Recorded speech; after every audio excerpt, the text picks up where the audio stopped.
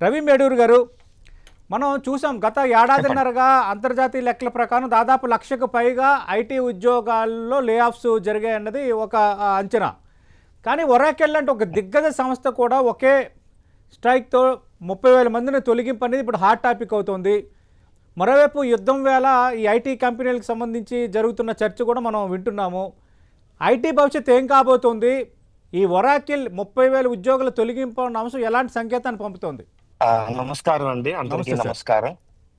ఈ ఒరాకిల్ 30,000 మందిని ఒక్క వేటుతో తొలగించడం అనేది దురదృష్టకరం. ఉమ్, ఇది ఆ ఇంకొక విషయం ఏంటంటే ఇది ఊహించినదే. ఆ, ఈ ఒరాకిల్ ఒక్కటే కాదు, ఎన్నో కంపెనీలు ఏఐ దృష్ట్యా, తర్వాత మిగతా పరిణామాల దృష్ట్యా, కోవిడ్ లో జరిగిన ఎక్కువ ఎక్సెస్ హైరింగ్ దృష్ట్యా అన్ని కూడా వాటికి వాటి అవసరాలకి ఎంతమంది ఉద్యోగస్తులు సరిపోతారని పునర్సమీక్షిస్తున్నాయి, ఆలోచిస్తున్నాయి, దానికి ఉమ్, తగిన నిర్ణయాలు తీసుకుంటున్నాయి. అది నా దృష్టిలో ఇది ఏఐ వలన మాత్రమే ఇన్ని ఉద్యోగాలు పోయాయి అని అనడం అనేది కరెక్ట్ కాదండి, అది ఉమ్, సమంజసం కాదు. ఇది ముఖ్యంగా ప్రతి కంపెనీ వాటి బిజినెస్ పరిస్థితుల దృష్ట్యా, ముఖ్యంగా ఒరాకిల్ చూసుకుంటే వాళ్ళు ఉన్న major business SaaS, um, software as a service, cloud ద్వారా ఇస్తున్నది. ఇప్పుడు మీరు ఇంతకు ముందర వినే ఉంటారు, సాసోకాలిప్స్ అని అంటారు అవును ఇంగ్లీష్ సార్. లో. అంటే ఏంటి, ఒక ఉపద్రవం. ఉమ్, అపోకాలిప్స్ అంటే ఒక ఉపద్రవం. సాస్ ని ఒక ఉపద్రవం వచ్చి తుడిచిపెట్టుకుపోతుంది అనేది ఒక వివాదం, ఒక ఉమ్, ఒక అంశం. అది సత్య నాదెల్లా గారు కూడా ఒకసారి అన్నారు సాస్ ఇస్ డెడ్ అని. అయితే అతని మాటలు కొంచెం వక్రీకరించి అనుకున్నారు. పూర్తిగా అంటే సాస్ ఇస్ డెడ్ అంటే సాస్ పోతుంది అని కాదు. సాస్ యొక్క ముఖ్యమైన విషయం ఏంటి అంటే, ఎన్నో కంపెనీలకి అవసరమైన సాఫ్ట్వేర్ ని ఉమ్, నేను క్లౌడ్ లోని దాన్ని హోస్ట్ చేసి అందరికీ ఒకేలాగా నేను అందించడం అనేది సాస్ యొక్క ప్రోడక్ట్ అండి. ఓకే. అయితే ఇప్పుడు ఏఐ ద్వారా ప్రతి వాళ్ళు సాఫ్ట్వేర్ అనేది అతి తక్కువ ఖర్చుతో వాళ్ళకి నచ్చినట్టుగా, వాళ్ళకి తగినట్టుగా దాన్ని సృష్టించడం చాలా సులభమైంది. అంటే the um, cost of writing software zero అయింది. ఇప్పుడు ఇప్పుడు ఆ కారణంగా ప్రతి కంపెనీ కూడా వాళ్ళకి కావాల్సిన సాఫ్ట్వేర్ వాళ్ళే తయారు చేసుకోగలిగినప్పుడు ఉమ్, క్లౌడ్ నుండి ఆఫర్ చేసిన సాస్ కి డిమాండ్ ఉండబోతుందా అనేది ఒక అంశం. ఓకే. దాని కారణంగా సాస్ కంపెనీస్ అన్ని కూడా ఉమ్, ఆ, వాళ్ళ యొక్క బిజినెస్ ప్రొజెక్షన్స్, వాళ్ళ యొక్క బిజినెస్ ప్లాన్ పునఃసమీక్షించుకుంటున్నాయి. అవి చూస్తున్నాయి మాకు ఇంతకు ముందర జరిగిన గ్రోత్ ఉంటుందా ఉండదని. ఇంకొకటి ఏంటి అంటే ఆ, వీళ్ళు ఆఫర్ చేసే లైసెన్సింగ్ ఉమ్, చాలా క్లిష్టమైన లైసెన్సింగ్ సాస్.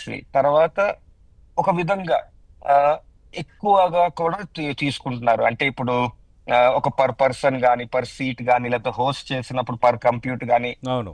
ఆ సాస్ యొక్క కాస్టింగ్ కూడా కొంచెం ఆ, ఎక్కువగా ఉంటుంది అని అనుకోవచ్చు. ఉమ్, ఏంటంటే మీరు ఎకనామిక్స్ లో వినే ఉంటారు, సాస్ కి మార్జినల్ కాస్ట్ జీరో అండి. ఓకే. అంటే నేను ఒకరి కోసం తయారు చేసినది రెండో వాళ్ళకి అందిస్తున్నప్పుడు ఆ రెండో వాళ్ళకి నేను పెట్టే ఖర్చు చాలా తక్కువ. ఉమ్, నేను ఒకసారి ఒకరికి చేసినా 100 మందికి చేసినా ఒకటే. అది ఎకనామిక్స్ లో ఒక సూత్రం ఉందండి, మార్జినల్ కాస్ట్ జీరో అయినప్పుడు ప్రైస్ అలా పడుతూనే ఉండాలి ఓకే. అనేది. కానీ అలా జరగలేదు, ఉమ్, ఆ ప్రైస్ అలా ఎక్కువగానే ఇన్నాళ్ళు ఉంచారు. ఓకే. ఇప్పుడు ఏఐ కారణంగా ఆ దాన్ని ప్రశ్నిస్తున్నారు అందరూ, ఓకే. ముఖ్యంగా వినియోగదారులు ప్రశ్నిస్తున్నారు, మీరు ఇంత లైసెన్స్ ఎందుకు తీసుకుంటున్నారు ఇప్పుడు ఉమ్, అనేది.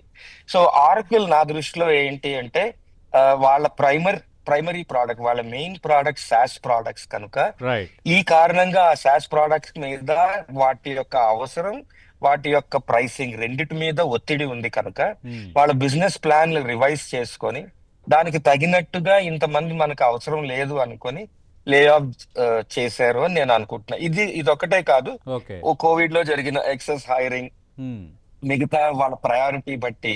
ఇప్పుడు ఆరకల్ ఉంది అంటే స్టార్ లింక్ అనే ఒక పెద్ద ప్రోగ్రామ్ లో వాళ్ళు భాగం అండి. అవును. అది స్టార్ గేట్ అనే ప్రోగ్రామ్ లోని.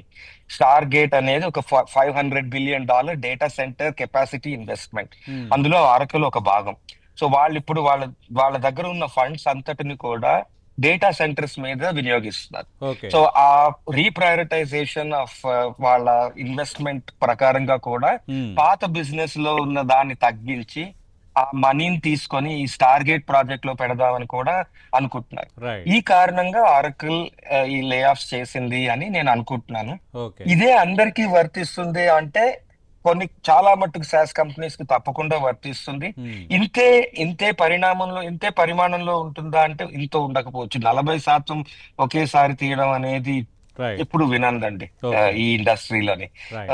కనుక ఇది ఈ పరిమాణంలో ఉండకపోవచ్చు, కానీ కొంతవరకు అయితే ఒత్తిడి ఉంది. రైట్.